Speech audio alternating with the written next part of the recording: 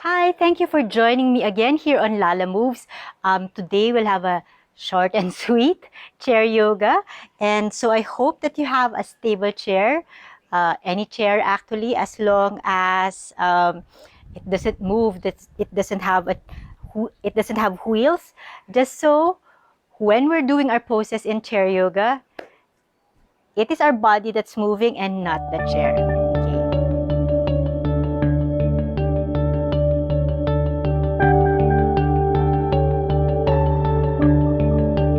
Let's just do something called the hip walk. Okay? It's just a way for us to connect our lower body, especially our sit bones, to the chair, which is our prop for this chair yoga. This is still yoga where we are going to focus on our breathing and syncing our breathing to our movement.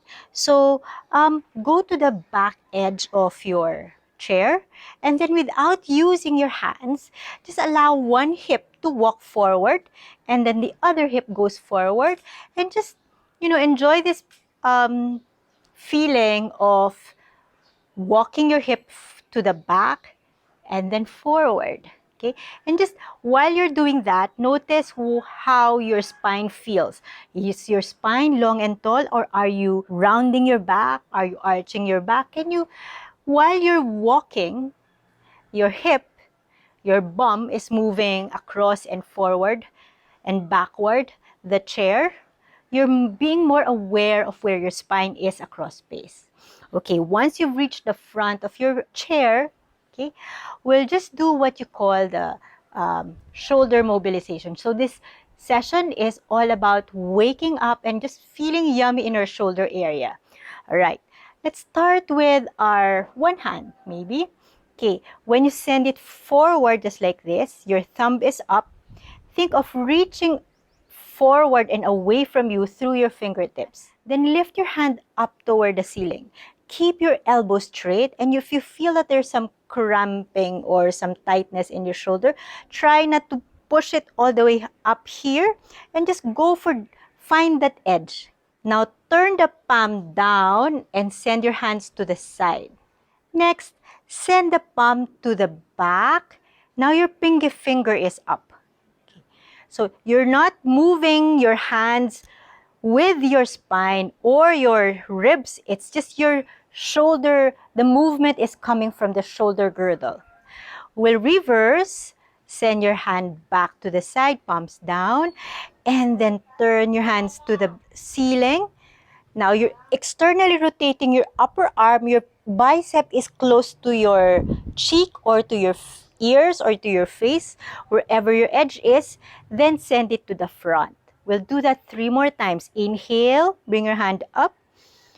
Exhale, hand to the side, and then send it to the back. Feel the shoulder blades of this side moving in and back.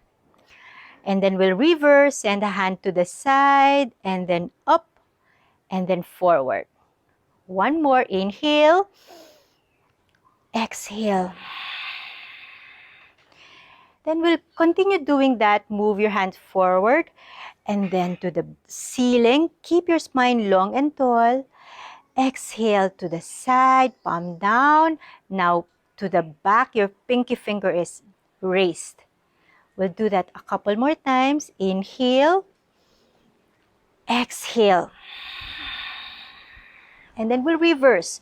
Move to the side, then up, forward, and then back. Pinky finger up, palms down, hand up. Try not to allow your ribs to join the party here. All right.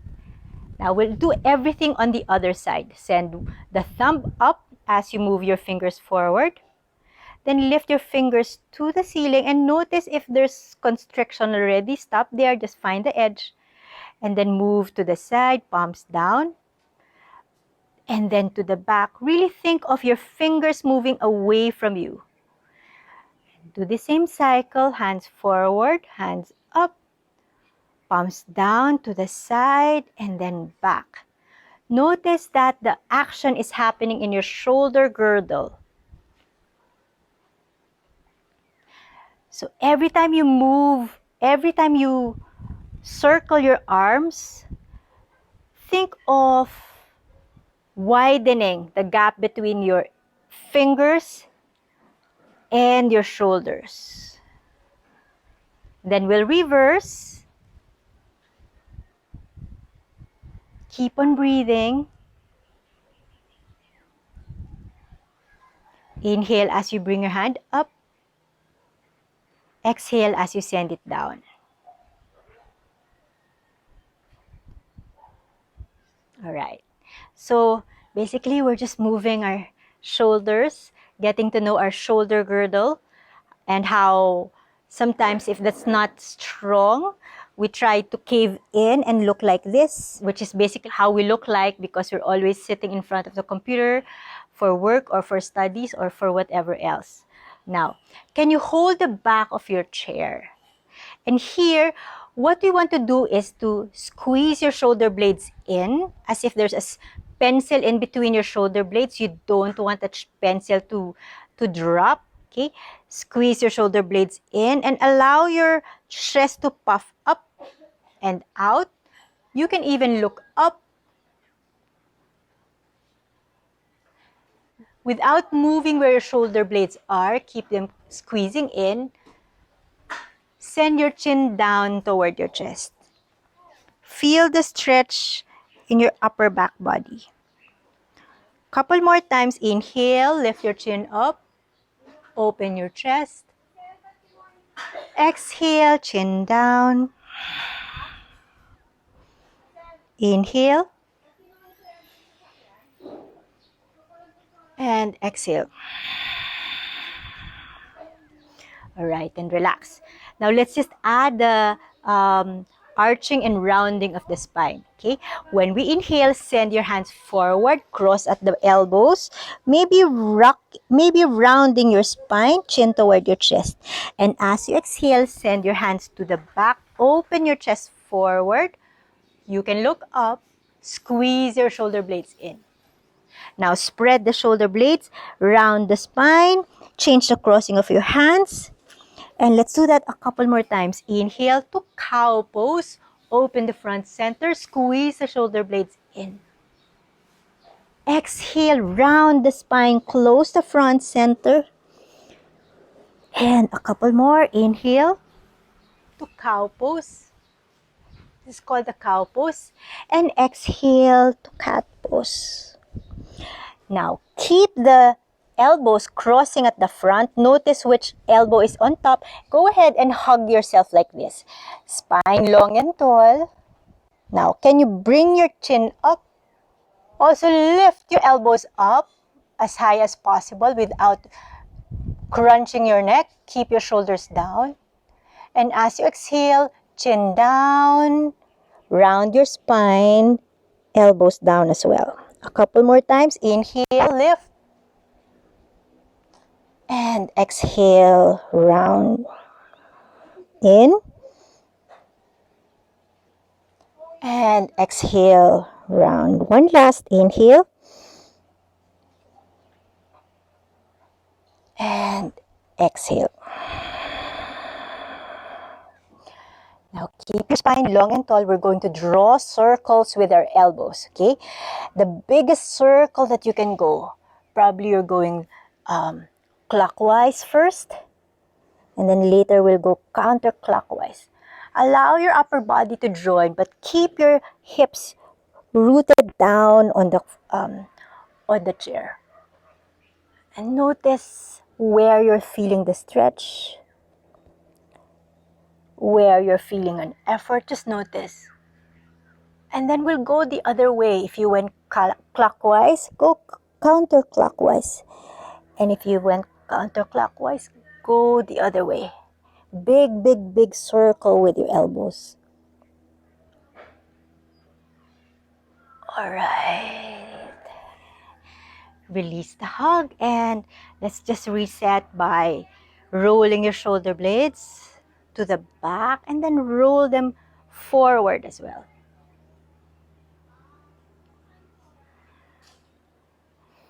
Now let's just do the twist. Bring your hands up, Relax your shoulders away from the ears, but reach out through your fingertips. Root down through your feet, root down through your hips, but reach up to the fingertips, creating distance between your fingers and body parts that are touching a surface. Okay. As you exhale, send your elbows to the side, bend your elbows, and then send your elbows to the back. Squeeze your shoulder blades in, look up. Now bring your hands up. Keep your spine long and tall this time. Let's do that a couple more times. Elbows to the side and then back. Look up. Inhale. Spine long and tall. Hands up. Exhale. Mini back bend. Look up. Squeeze your shoulder blades in. Now relax your hands just to the side. Keep your elbows the same alignment as your shoulders. Okay. We're going to twist. Starting from the belly, twist to one side, look to the side. And as you inhale, come back to the front. Exhale again. Go and twist to the other side. Use the strength of your back shoulder to push you up to deepen the twist. And as you inhale, come back to the front. One more. Exhale. Inhale to the front. Exhale to the back. And release to the front. Release your hands down to one side of the chair. Reach your hand up. Feel tall. Remember that distance, that space that you've created between your fingertips and your hips. On the exhale, lean to the side. Remember the extra space that you're creating from your top fingertips and your hips. And as you inhale, come back up. Bring both hands up. And we'll do it on the other side. Relax your hands down to the side. Grow tall first. Create space. And as you exhale, that space on your side body gets longer, lengthier, and more yummy. Keep both hips down on the mat, down on the chair. And as you inhale, come back up, both hands up. Let's do that one more mini back bend. Send the elbows to the side and to the back. Squeeze your shoulder blades in, look up. And inhale, both hands up. And on your exhale, relax. Okay, now let's bring both feet wider than it's usual. It does help if you're at the front edge of your chair. Okay, rest one of your elbows on your hip, on your thigh, or on the top of your knee. Okay, notice that this is not a side bend. Keep your spine long and tall still. Okay, then send your hands to your waist and open your top shoulder toward the ceiling. So this is a bit of a twist, keeping both heels planted on the mat like this. Option to bring your hands up toward the ceiling. Okay. Now let's do that circle that we've done a while ago. Okay. Bring your hand up. Thumb is away from you.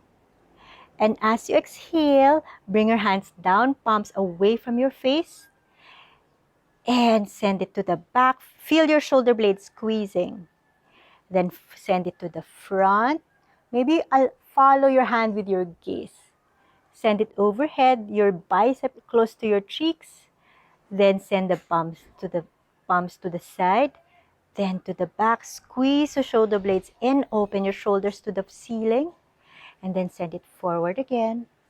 And then up to the side and then back. And let's reverse, okay? Send it to the side and then back and then front. And then to the back, side, and to the front. Then just hold your waist here. Keep opening your top shoulders to the ceiling. And feel the twist here. It's yummy. If it's not yummy, just look down and notice if this feels good for your neck as well. Relax your thighs, relax your tongue. And as you exhale, using the strength of your feet, move back up. All right, we'll do everything on the other side. So notice that our spine is still and the movement is isolated on the shoulder area. Okay, so rest your arm, rest your elbow or your forearm on top of the knee. Okay, and then rotate your top shoulder, your other top shoulder toward the ceiling, hands on the waist first. Your bottom side body is not lazy, it's very active to keep your spine long and tall. Keep the twist in the spine. And then let's do that mobilization in the shoulders again. Move your hands forward and then to the top.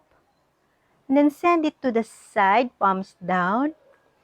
Then send it to the back. Feel the shoulder blade squeezing into the center.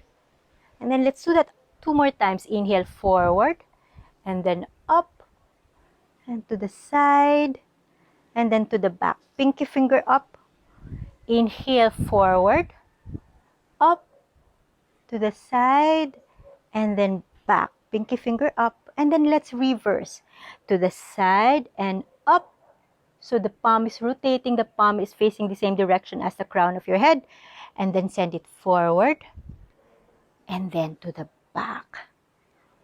Side, up, forward, and pinky finger to the back.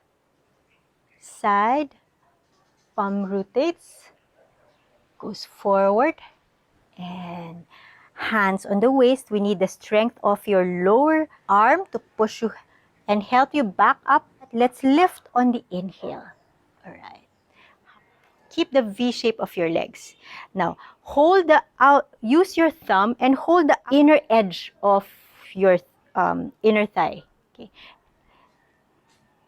Maybe that's your inner thigh or your legs or your knee.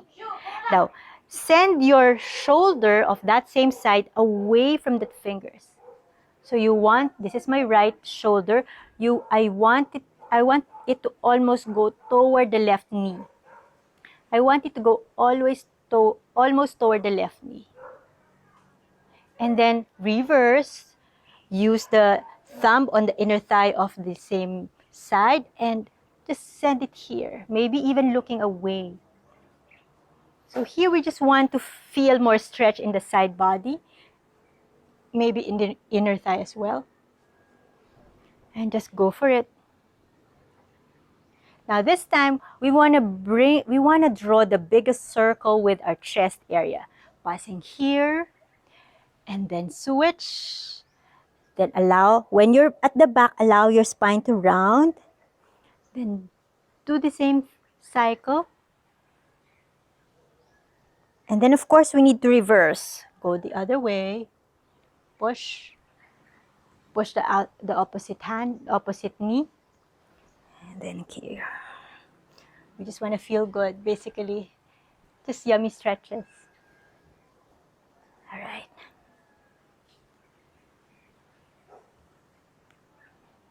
And then just to